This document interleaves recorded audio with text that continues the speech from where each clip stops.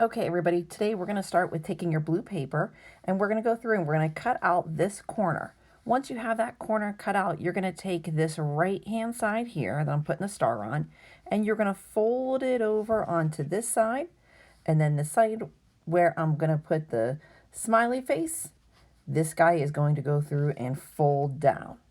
And we're going to actually start with the top part there, number 1, graph. So once you know how to fold it, open it back up and we can get started on our notes. First thing I want you to notice is that these 3 steps here are always going to be the same no matter what we do. And so we're going to start with these 3 steps and start with making a graph, and not just any graph, but that scatter plot that we defined earlier. We want to be able to go through and look at our data because remember, we're going to have 2 pieces of data per data point. Once we have our scatter plot in, we're going to then go through and draw in a fitted line, right? That line of best fit. Again, there's 2 things that every fitted line must do. It must flow with the data, and it must go through the middle of the data. So make sure you make a note there that those 2 things have to happen as you're going through and doing your fitted line. Now, lastly, the slope.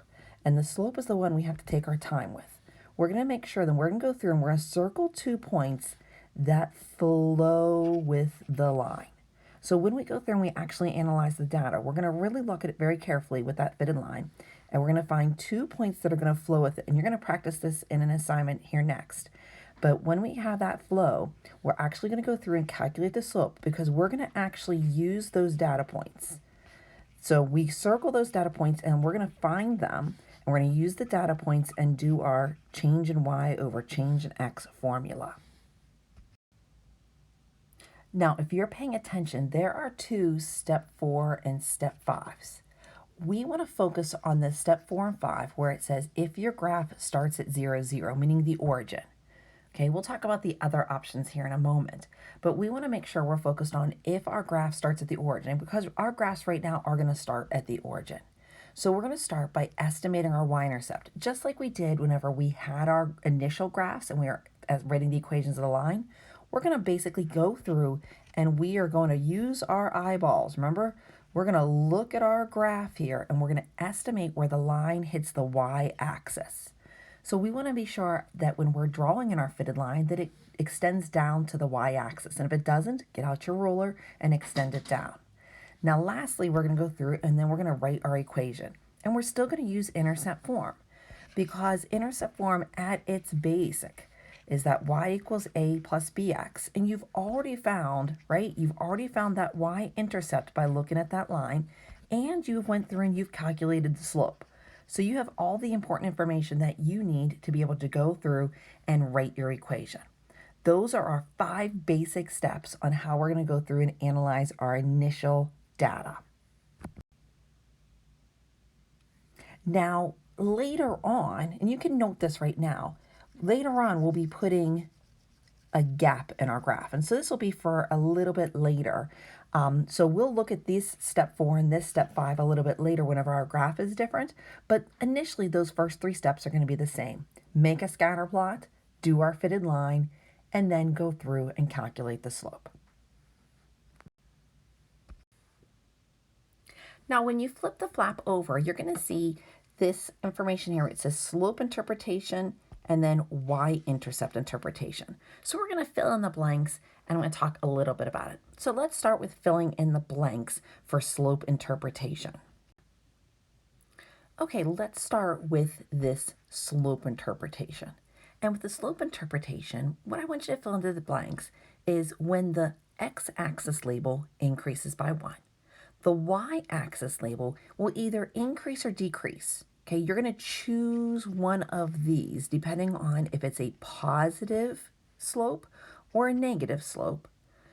So we're going to go through and say, hey, when the x-axis label increases by 1, the y-axis label increases by whatever the slope number is.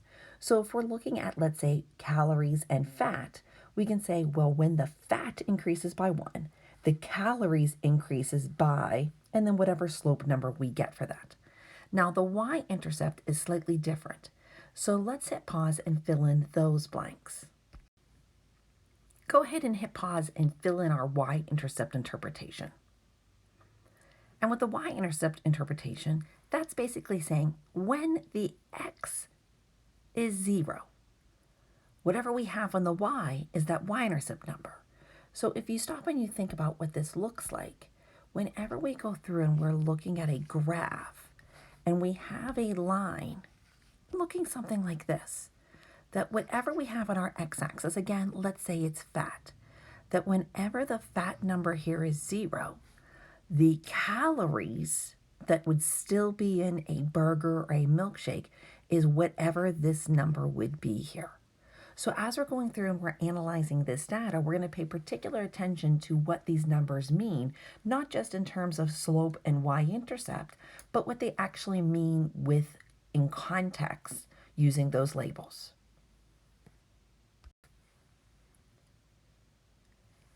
Take your blue paper and fold it all up, and we're going to glue it to page 35. Call page 35 Analyzing Data, and go ahead and glue that down.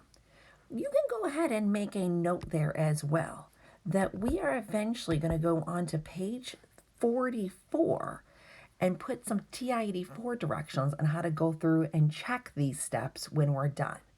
So we were going to reference notebook page 35 several times throughout the rest of this unit, and one of them will be for how to go through and access this with our calculator. Good job, everybody.